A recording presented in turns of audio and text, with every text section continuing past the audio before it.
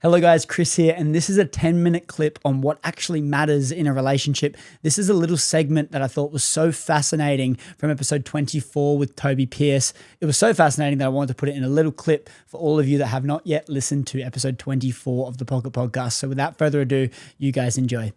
When I had Simon Beard on the show, founder of Culture Kings, I was talking about how I want to have this relationship that's 1 + 1 = 3. It doesn't add up. It's better, right? Yep. And he was like, well, I actually think me and Tani is 1 + 1 = 11 because we're so much bigger, but then we're also aligned and parallel, and they're helping us, helping me get to this thing. And I wouldn't be able to do it without her. What are your thoughts on timing with relationships, and can you build business with partners? Yeah. So, I mean, I think if we just temporarily remove the idea of time and then just look at like how would you actually kind of classify a good alignment there? Well, the alignment that you would ultimately be looking for with your intimate partner is from a values standpoint. So our behavior and preferences and lifestyle, this, that, and the other may change from time to time, but typically speaking, our values don't massively change, right? So yeah, if you're someone who's like not materialistic, it's not super likely that in the short to medium term, you're all of a sudden going to become massively materialistic. Right? If you're someone who has historically for an incredibly long time been very lazy and very sedentary, it's unlikely that all of a sudden you're going to become incredibly active, right?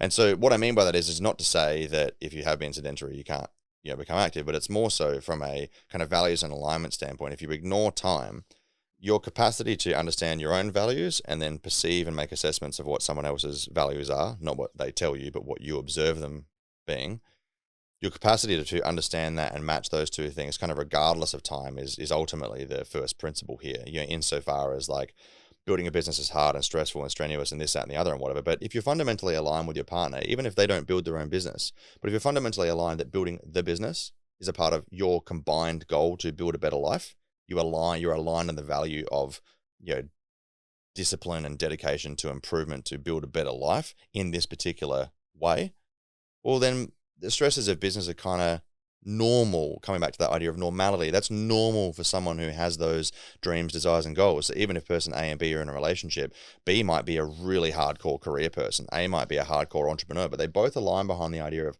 hard work, discipline, progress, and goal setting, just in a simple sense. So they might live different experiences, but they're fundamentally aligned from a values perspective. The issue that typically happens for people, if one person has kind of started a business and they're in a relationship or get into a relationship, is that their relationship, agnostic of the business to begin with, was not necessarily made on a sturdy foundation insofar as their values weren't aligned. One person might really value discipline and hard work and progress and growth in their life. The other person might really value kind of calm, peace, low stress, contentment, et cetera, et cetera. Those two things fundamentally don't align. It's not the business's fault, right? That's just the vessel for bad news delivery. The bad news being that you guys were never actually aligned to begin with, right? So if we come back to the whole like timing piece thing, it's like, and just to be clear, life is a very long series of decisions, most of which we don't understand are far more important now than we understand. So, i.e., I'm going to choose a partner today. Oh, that person's kind of good looking. Yeah, we kind of like Japanese food, and we really like to watch the tennis. Cool, that's great. And you start dating, but that's a decision that you made not properly comprehending that could have a very, very, very large list of kind of second and third order impacts in your life. Then 2 years later, you decide to start a business because you value growth and development, but you never realized that they didn't.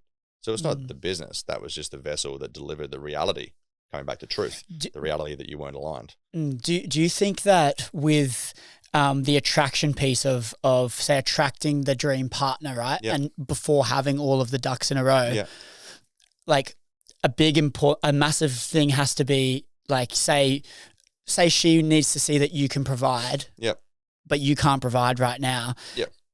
To attract her, she needs to have the belief in you to be able to. Do you think the belief in you will suffice? Or is she attracted to you because of the idea that you will provide for her, or is she attracted to the idea of the fact that you enjoy engaging in growth generative activities?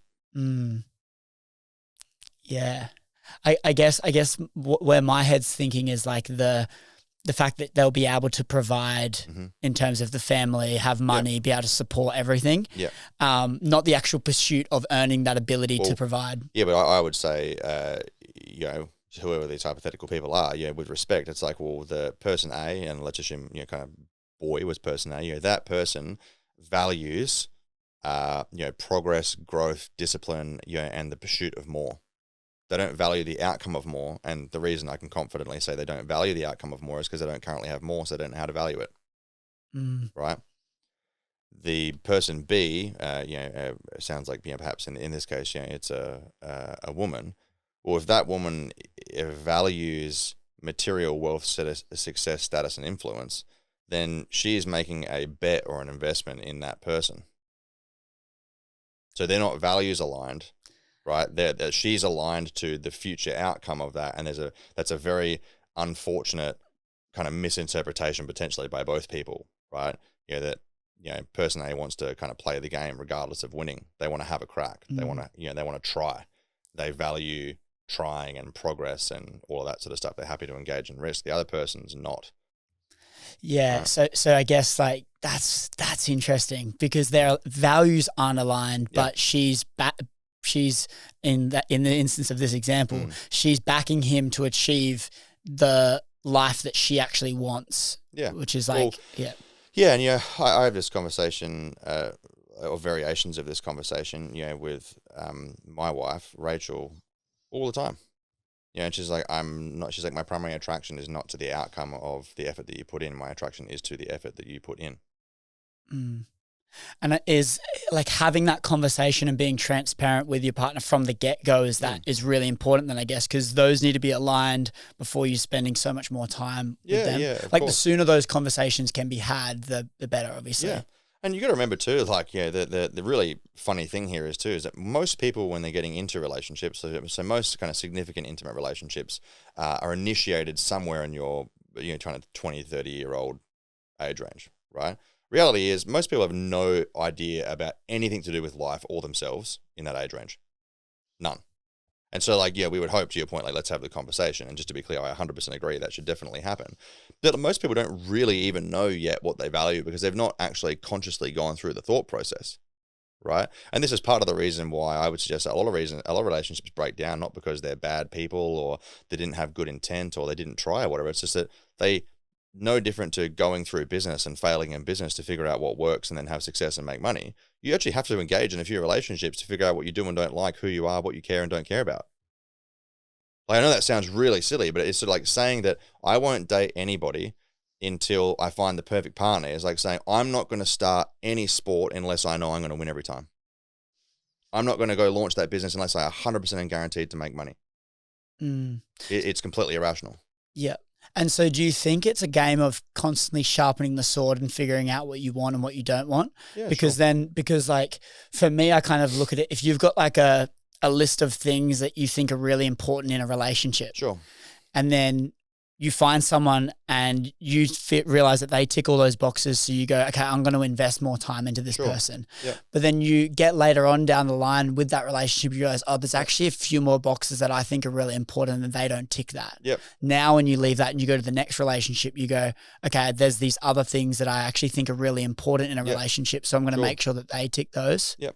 Yeah, sure. And I think part of the acceptance here too is that, no relationship, kind of intimate or otherwise, no sport, no competition, no game, no nothing, no book. None of it's perfect. None of it ticks all the boxes, right? And business is a great kind of normalizer here in some sense. Like, you can get really interested and work really hard in one particular business, and you can be the best at that particular business, but it might have a really low ceiling. It might only ever make you $500,000 a year, and that to you might not be big. And then you go, shit, that was actually like a massive waste of effort, right? Doesn't mean that you failed, doesn't mean it was the end of the world. It's just like, that particular vehicle based on where I want to go in my life doesn't suit. And I know that's a very, again, mechanical way of kind of talking about relationships, but you can have a great relationship with someone and then come to the conclusion that this actually doesn't make sense for us in the long term. A simple example would be that you very much love each other and you have a beautiful experience together, but maybe one of you wants to live in a different location, or one of your job, their job opportunity and their career is really important to them and they've been offered a job overseas over here, and then, you don't want to move. Doesn't mean it's a failure. It just means that particular vehicle wasn't the right one to get you where you want to go in the long term. And so being able to remove again, comes back to that whole removal of emotion piece. It's not good, bad, or otherwise. It just is. Just is what it is. And it's going to shape you into the person you're going to become, regardless of good or bad. Yeah. And again, they're all decisions. If your intimate person wants to, move overseas for their career, well, that's not good or bad, because you can go, well, maybe I don't care about my career, or maybe I'm at a point in my life where that doesn't really matter, and I really do love you, and well, I can, my relationship with you and that experience is kind of more important than my career because I'm just not really that into working hard. Don't really like it, and that happens sometimes. Some relationships are like that, right? But in order to kind of make the, in inverted commas, the best decisions, you really do need to try as hard as possible to proactively figure out what actually is the reality, kind of ignore good, bad, or otherwise, like what actually are the facts. And this is, relating that back to business, it's like, oh, this marketing campaign happened. It was awesome. I loved it so much. The images are great. I'm like, yeah, cool. Sick, mate. What were the results? We are going to have to stop that clip just there. Hopefully you did enjoy it. And if you did, the full episode with Tobi Pearce is now live. It is episode 24 of the Pocket Podcast. Honestly, it was one of my favorites to date. So if you guys enjoyed that little clip, you will enjoy the full one. Go check it out for yourself.